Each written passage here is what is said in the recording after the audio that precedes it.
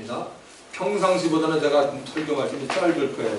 왜냐면 제가 시간을 계산을 했기 때문에 오늘 요한복음 11장 25, 26절 성경을 펴시고요. 여러분 다 암송이 되는 말씀일 텐데 그래도 우리가 하나님의 말씀을 한번 천천히 또박또박 한번 같이 읽기를 바랍니다. 요한복음 11장 25, 26절 시작. 예수께서 이르시되 나는 부활이요 생명이니 나를 믿는 자는 죽어도 살겠고 무릇 살아서 나를 믿는 자는 영원히 죽지 아니하리니 이것을 내가 믿느냐. 아멘. 제목은 부활이요 생명이신 예수입니다. 예수님이 평상시에 잘 알고 있었던 어떤 가족이 있었습니다. 그 가족은 자매들인 마르다와 마리아 그리고 오빠, 소위 말하는 오라버니 나사로이었습니다. 그들은 베단이라는 촌에 살고 있었습니다. 예수님은 이들을 정말 사랑했고 종종 이 가정에 방문했습니다. 어느 날 평화롭고 사랑이 넘치고 있던 가정에 어두운 먹그림자가 찾아옵니다. 오빠 나사로가 병이 들어서 위독한 상태에 있었습니다. 당시 예수님과 제자들은 다른 동네에 가 있었고요. 나사로의 여동생들이 사람을 예수께 보내어 자신의 오빠 나사로가 병이 들었다는 소식을 전합니다. 예수님은 이 소식을 접하자마자 참으로 이해하기가 어려운 말씀을 합니다.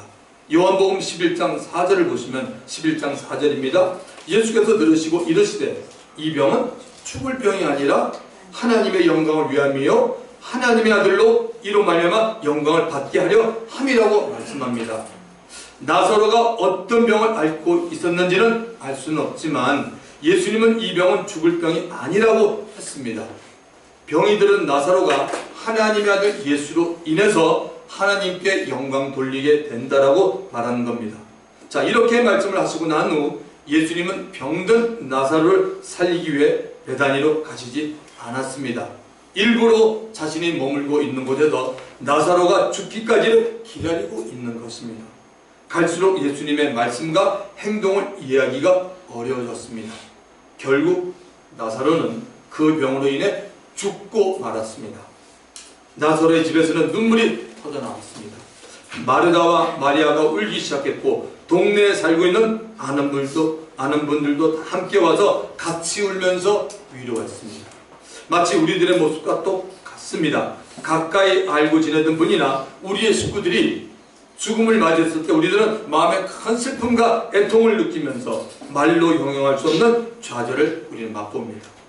예수님은 나사로의 죽음을 기다리고 있었다는 듯이 제자들을 향하여 이제는 나사로가 살고 있는 베다니 동네로 가보자라고 말합니다. 인간의 눈으로 보면 사람이 죽으면 모든 것이 다 끝이 나고 그만인데 예수님은 이 죽은 나사로를 위해서 그 남은 가족 마르다와 마리아에게 그리고 더 나아가서 이웃에 살고 있는 사람들에게 무엇인가 아주 중요한 사실을 알려주기를 원하고 있었던 겁니다. 지금도 마찬가지입니다. 예수님은 예배드리고 있는 저와 여러분에게 알려주기를 원하는 것이 있습니다. 예수님과 제자들이 죽은 나사로가 살고 있는 동네 베다니 근처에 다 이르렀을 때 나사로의 여동생 가운데 언니 마르다가 예수님을 영접하러 동네 밖까지 나왔습니다. 마르다가 예수님을 보자마자 예수님이 이곳에 계셨더라면 우리 오빠가 죽지 않았을 것입니다. 그러나 저는 예수님이 무엇이든지 하나님 아버지께 구하면 주실 것을 압니다라고 말합니다. 이 말에 예수님은 너의 죽은 오라버니 나사로가 살아나리라고 말합니다. 이 예수님의 말에 마르다가 어떤 반응을 보입니까? 요한복음 11장 24절 보시면 마지막 날 부활에는 다시 살 줄을 내가 아나이다. 마르다는 자신의 죽은 오빠 나사로가 다시 살아날 것을 안다라고 예수님께 말했습니다.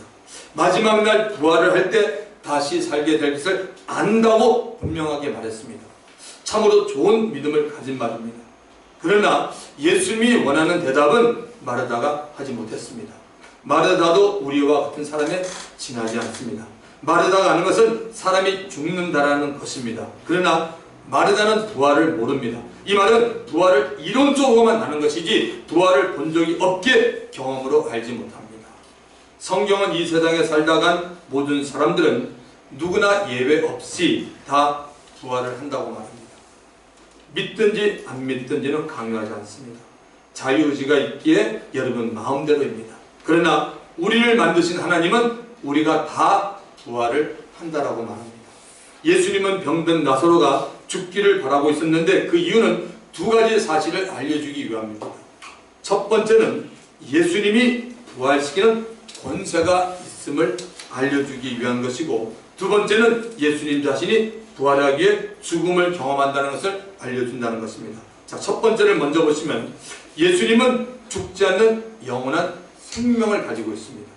예수님은 하나님의 아들이요 하나님 아버지와 동등한 성자 하나님입니다. 요한복음에서는 예수님이 자기 자신에 대해서 나는 무엇이다라는 스스로 계신 하나님 곧 야훼라는 표현을 7번 사용합니다. 나는 생명의 떡이요, 나는 세상의 빛이요, 나는 양의 문이요, 나는 선한 목자요, 나는 부활이요 생명이요, 나는 길이요 진리요 생명이요, 나는 포도나무요 라고 7번을 주님이 분명히 말합니다. 이 말은 스스로 계신 하나님에는 쓸 수가 없는 말을 예수님이 말씀하셨습니다. 영원한 생명을 가지신 예수님이 각 사람의 이름을 부르는 자는 살아납니다. 예수님은 두 사람이나 모두를 한꺼번에 부르지 않습니다. 한 사람 개인의 이름을 부릅니다. 죽음 무덤에 들어간 자 가운데서 예수님이 부르고 싶은 사람의 이름을 부르면 그 사람은 듣고 살아나게 됩니다. 죽어 있는 자 가운데서 예수님의 이름을 부르면 듣는 사람이 생깁니다. 참으로 신기한 일입니다. 누가 예수님의 음성을 듣게 됩니까?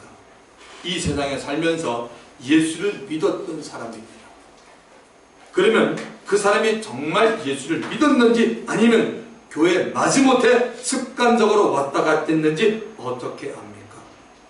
영이 거듭난 사람은 예수를 믿었던 사람이고, 영이 거듭나지 못했으면 예수를 믿는 사람은 아닙니다. 지금도 이 세상에는 예수를 믿지 않는 자들이 훨씬 더 많습니다. 예수를 안 믿어도 예수에 대해서 아는 척하는 사람도 얼마든지 있습니다. 여러분, 예수님 안다고 천국 가는 거 아니에요. 예수 믿어야 천국 갑니다. 믿으시면 아멘 하십시다. 하나님께서 보실 때 믿지 않고 있는 사람들은 영이 죽어 있어 예수님의 음성을 듣지 못하고 있습니다.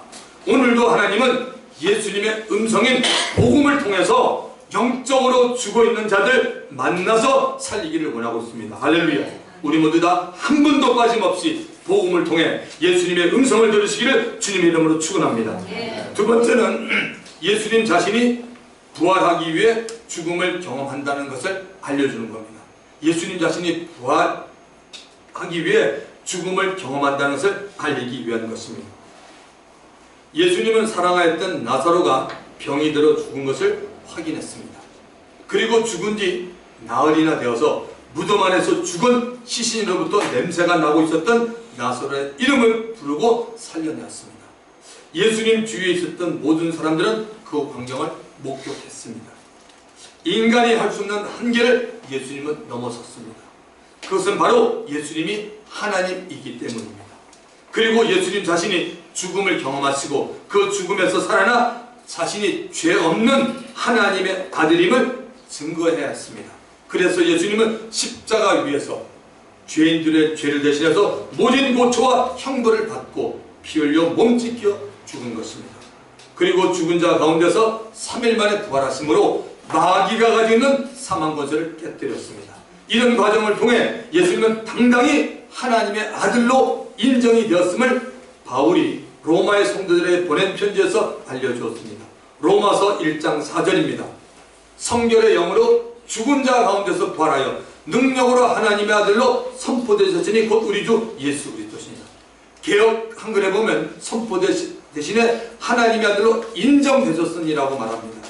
예수님 자신이 부활의 첫 열매가 되심으로 예수 안에서 죽은 모든 사람들을 예수님 자신처럼 죽은 자 가운데서 부활을 시킬 권세를 얻으신 겁니다.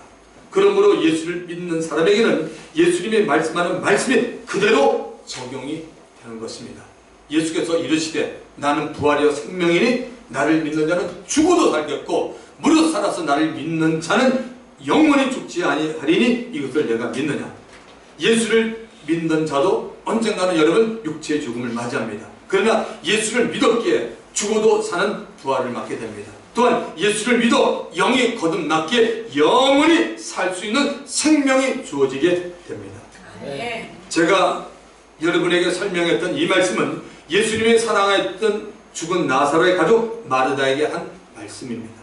죽은 오빠 나사로가 산다고 예수님이 말씀하자 마르다는 예수님에게 우리 오빠 나사로가 마지막 날에는 다시 살 줄을 확신합니다 라고 말을 했습니다.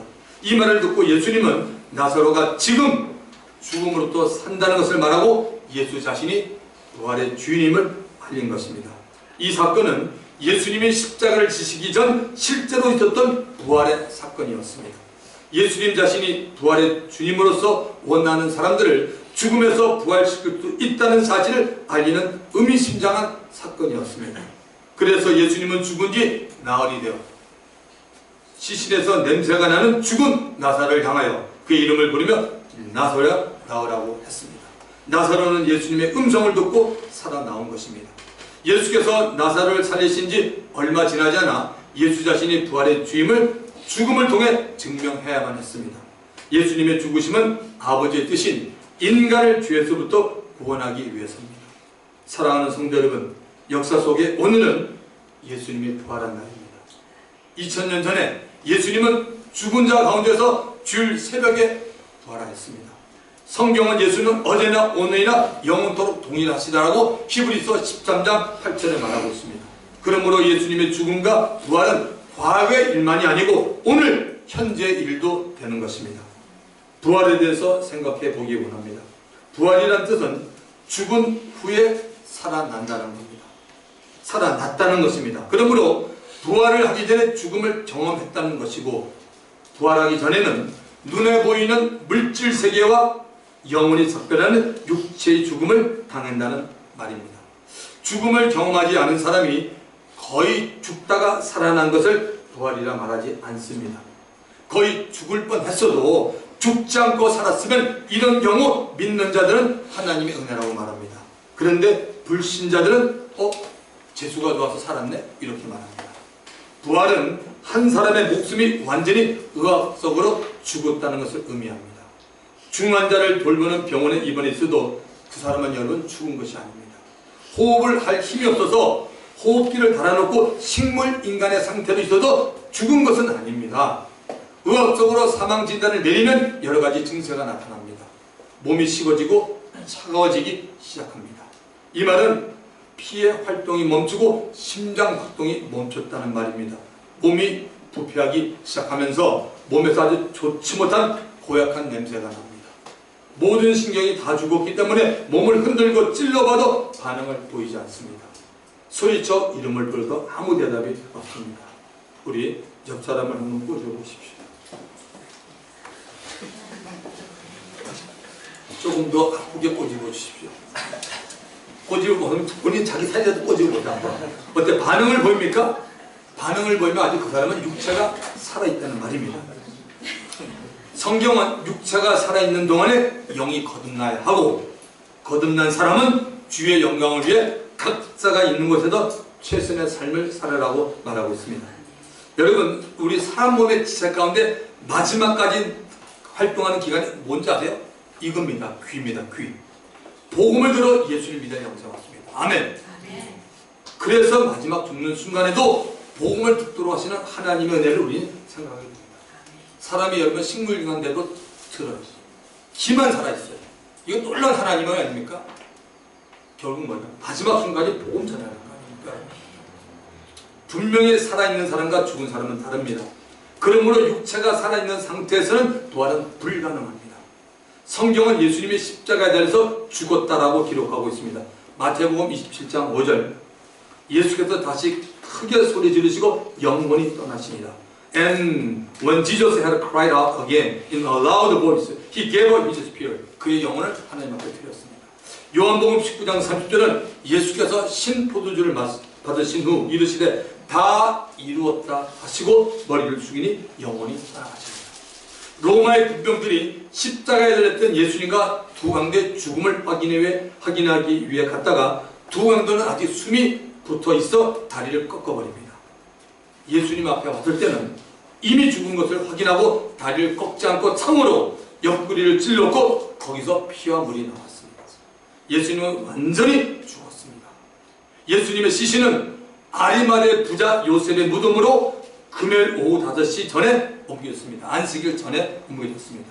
예수님이 완전히 숨을 거두었기 때문에 다시 살아나면 부활이라는 말을 할 수 있고 부활하신 예수님이라고 말할 수 있는 것입니다. 예수님은 무덤에 장사되었고 금요일 하루가 다 지나갔습니다. 다음날 토요일은 유대인의 안식일이었습니다. 아무 일도 하지 않아야 됐기에 예수를 사랑하고 따랐던 여자들도 이날은 예수님의 무덤에 찾아올 수 없었습니다. 토요일의 안식일도 다 지나갔습니다. 일요일, 오늘이죠. 꼭 주일 새벽에 막달라 마리아와 다른 여자들이 예수님의 몸에 향품을 바르기 위해 무덤에 찾아갔습니다. 그런데 여자들은 무덤을 막고 있던 돌이 옮겨졌고 무덤 안에 예수의 시신이 없는 것을 발견합니다. 이 여자들의 놀람은 정말 대단했을 것입니다. 부활하신 예수님은 먼저 막달라 마리아에게 나타나셨고 그리고 엠마오로 가던 두 제자에게 또한 베드로와 요한을 포함한 사도들에게 그리고 의심 많았던 도마에까지 나타났습니다. 그리고 그 후에 요한복음 21장에 나타나는 고기 잡으러 간 7명의 제자들에게도 나타났습니다. 또한 500명의 형제들에게도 나타났습니다. 부활하신 예수님은 40일 동안을 갈릴리를 중심으로 다녔습니다. 사랑하는 성도 여러분, 기독교는 말씀의 신앙이요 부활의 신앙이라고 말합니다. 이 부활의 신앙, 예수님이 부활했다는 사실이 왜 중요합니까? 여러분, 예수님이 부활했다는 이 사실이 왜 이렇게도 중요합니까? 많은 것 중에 두 가지를 보겠습니다. 꼭 기억했으면 좋겠어요. 첫째는 마귀의 죽음의 권세가 깨졌음을 알리기 위해서입니다. 두 번째는 신앙과 종교의 다른 점을 알려주기 위해서입니다. 먼저 첫 번째를 봅시다. 첫 번째는 마귀의 죽음의 권세가 깨졌음을 알리기 위해서입니다. 성경은 마귀가 사람의 죽음에 대한 권세를 가지고 있다고 말합니다. 첫 조상 아담이 하나님의 명령을 어기고 마귀의 말을 들었기에 죽음이 찾아왔고 사람의 육체에 대한 죽음의 권세를 마귀가 가지게 되었습니다. 마귀가 육체 죽음의 권세를 가졌다는 말을 예를 하나 들어 설명해 보겠습니다. 여러분, 사람의 육체의 수명은 하나님이 알고 정했습니다. 대개 현재는 100세 정도로 보면 좋을 것 같고요. 아니면 120세로 봐도 좋습니다. 혹시 여러분 가운데 120세까지 끝까지 살아야겠다는 건 사십시오. 저는 원치 않습니다. 자, 마귀는 이렇게 하나님이 정해준 수명을 단축시키는 자입니다. 갖가지 질병으로 그리고 지은 죄에 대한 참소로 또한 욕심을 내게 만들어서 탐욕의 독에 빠지도록 해서 수명을 단축시킵니다. 스트레스도 마찬가지죠. 하나님이 무슨 스트레스 줘요? 마귀가 다 이래저래 스트레스를 줍니다. 이러므로 마귀는 죽음의 권세를 가지고 모든 사람을 죽음으로 두렵게 만듭니다. 모든 사람은 죄종이며 마귀의 종으로서 죽음을 두려워하고 살 수밖에 없습니다.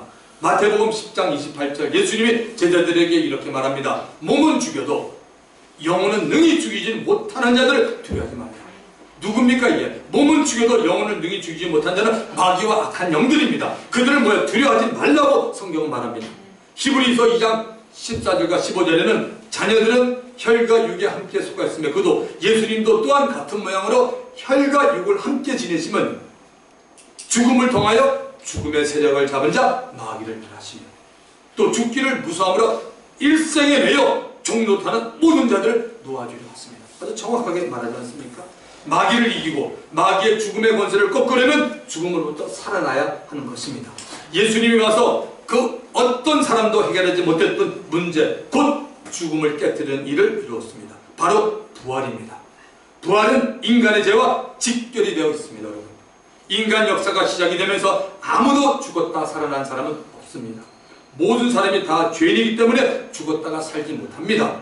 마귀가 가진 이 죽음의 권세를 깨기 위해서는 이 세상에 사람으로서는 안 됩니다. 이 세상에는 죄 없는 사람이 하나도 없습니다.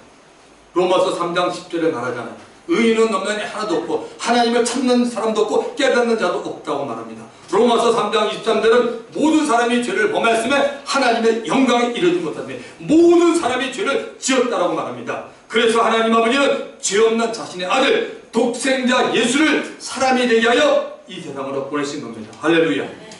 예수님은 약 2000년 전에 인간 역사에 오셔서 이스라엘에서 33년을 사셨습니다. 우리와 똑같은 모습으로 살았습니다. 예수님이 자라면서 키도 자랐고 지혜도 함께 자라갔습니다. 목수일을 하시면서 예수님의 직업이 뭐냐? 카펜터, 목수일이었습니다. 목수일을 하시면서 지냈습니다. 예수님 집안에는 동생들도 있었습니다. 마가복음 6장 3절에 보면, 자 보십시오. 이 사람이 마리아 아들 목수가 아니냐, 야고보와 요셉과 유다와 시몬의 형제가 아니냐, 그 누이들이 우리와 함께 여기 있지 아니하냐 하고 예수를 대적한 자. 예수님의 형제 가운데 동생들에는 형제도 있었고 여동생들도 있었습니다. 자, 부활의 신앙이 중요한 마지막 두 번째 이유는 신앙과 종교의 다른 점을 알 수 있기 때문입니다. 여러분, 이 세상에는 수없이 많은 종교가 있습니다. 계속 종교는 생깁니다. 뭐 누구든지 종교를 만들 수가 있어요. 각 종교들이 만든 가르친 데는 진리가 아닌 거짓이 숨어 있습니다. 왜냐하면 종교는 부활을 말하고 있지 않기 때문입니다. 그러면서 신약에도 구원이니 영생이니 혹은 극락 등을 말하고 있습니다. 종교의 창시자들은 다 죽었습니다. 혹시 여러분 종교의 창시자들이 지금 살아있는 분 있습니까? 부활한 분 있으면 좀 얘기 좀 해보세요. 종교의 창시자들은 다 죽었어요. 그 죽음에서 살아나지 못했습니다. 그래서 부활을 말할 수 없는 것입니다. 그들이 부활하지 못한 이유는 간단해요. 하나님보다 다 죄인이었기 때문입니다. 그러므로 죄인인 그들 스스로도 자신들의 지혜나 힘으로 구원을 얻지 못했는데 하물며 그들을 바라보고 그 종교를 택하고 따르는 사람들이 어떻게 여러분 구원받을 수 있겠습니까? 종교는 죽음의 세계 곧 죽음의 힘 앞에서 무능합니다. 그래서 종교는 인간으로 하여금 규율의 얽매개에서 헛것을 따라하게 하고 괜한 열심과 정성을 다하게 만드는 것입니다. 종교를 뒤에서 끌고 가는 힘이나 세력이 누구에게서 나옵니까? 사람이 아니고 마귀, 대부분 마귀입니다. 여러분, 왜 마귀가 이런 일을 할까요? 예수님이 알려주지 않았습니까? 성경은 마귀의 특징이 도둑질하고 죽이고 멸망시키는 것이라고 요한복음 10장 10절에 예수님이 말씀해 주셨습니다. 마귀 사자는 하나님을 대적하고 사람들을 속이고 성도들에게 하나님의 복을 받지 못하도록 지금도 온갖 방해를 합니다. 방해 중에 최고의 방해가 뭔지 아십니까? 하나님의 말씀을 듣지 못하게 하는 것이고 그래도 건성으로 듣게 하는 것입니다. 건성을 들으니까 깨달음도 전혀 오지 않는 겁니다. 여러분, 사랑하는 성도 여러분, 그러므로 우리들은 육체를 가지고 사는 동안에 예수의 이름과 하나님의 말씀으로 마귀의 일들을 멸하고 죄로부터 자유롭게 살아가야 하는 것입니다. 이제 제가 말씀을 마치면서 여러분들에게 예수님만이 이루었던 위대한 일을 선포하겠습니다. 예수님은 십자가에서 흘리신 피를 통해서 아버지로 하여금 죄인들을 용서하는 길을 열어놓았습니다. 할렐루야. 예수님은 죽음을 통해서 마귀가 가지고 있는 인간의 죽음을 경험하여 하나님의 사랑을 보였습니다. 예수님은 부활을 통해서 마귀가 가진 죽음의 것을 깨뜨리고 육체의 죽음 후에 영원히 사는 삶이 있음을 보여주었습니다. 할렐루야. 다시 한번 예수님의 부활에 감사하십시다.